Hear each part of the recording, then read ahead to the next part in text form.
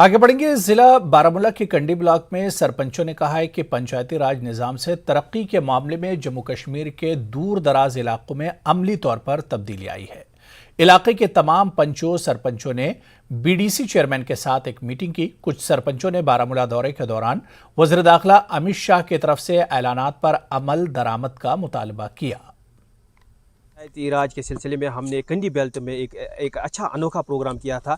इस प्रोग्राम में हमारे साथ पंचायत सेक्रेटरीज थे, हमारे साथ अपने चेयरमैन साहब थे और इस प्रोग्राम का मकसद यही था कि जो काम गवर्नमेंट ऑफ इंडिया की तरफ से पंचायतों के ज़रिए से हो रही है, इन कामों के बारे में जानकारी थी, इन्फॉर्मेशन थी और क्या क्या इन पंचायतों के ज़रिए जो 3 साल पूरे मुकम्मल हो चुके, चौथा साल चल रहा है और क्या क्या हुआ है, बैक टू विलेज से हमें कितना मदद मिला और कितने फंड्स आए। और हम इसमें गवर्नमेंट ऑफ इंडिया का बहुत ही मशकूर है कि इन्होंने पंचायत इलेक्शन इस यूटी जम्मू कश्मीर में करवाए। पहली बार ऐसा लग रहा है कि हकदार को हक मिल रहा है। इस सिलसिले में हम एक बार फिर जनाब नरेंद्र मोदी जी के बहुत ही शुक्रगुजार हैं। अवेयरनेस देते हैं लोगों को कि गवर्नमेंट की तरफ से कौन कौन स्कीमें आ रही हैं, जैसे ओल्ड एज है या पीएम किसान है या और भी कोई स्कीमें होती हैं जो पहले आम लोगों तक ग्रास रूट पे पहुंचती नहीं थी।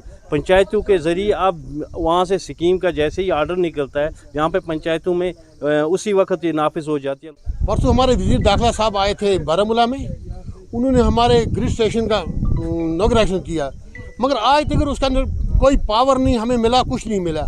हम यहाँ के अफसरों से, यहाँ के एक्जन है चाहे चीफ इंजीनियर से गुजारिश करते हैं, आप हमें इसका पावर क्यों नहीं दे रहे हैं कंडी बेल्ट को। तो इसलिए आज हमारी सब मीटिंग थी इस कंडी बेल्ट के बस सेंटर की स्कीमों के